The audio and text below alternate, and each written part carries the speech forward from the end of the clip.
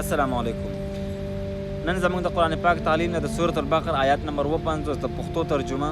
ویډیو د ثواب په خاطر د مخکې ملګرو سره ضرور شیر کړئ، خپل هم تر اخره پورې وګورئ د ثواب په خاطر باندې. بسم الله الرحمن الرحیم. وظللنا علیکم الغمام وانزلنا علیکم المن والسلوى.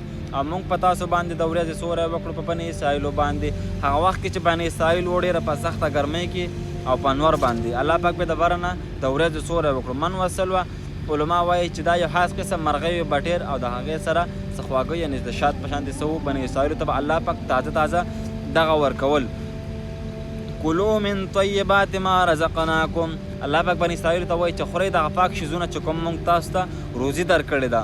وما ظلمونا ولکن کانوا انفسهم یظلمون. او هغوی زموږ هیڅ نقصان ونه کړو، بلکې حالانکه هغوی په خپل ځان باندې ظلم وکړلو.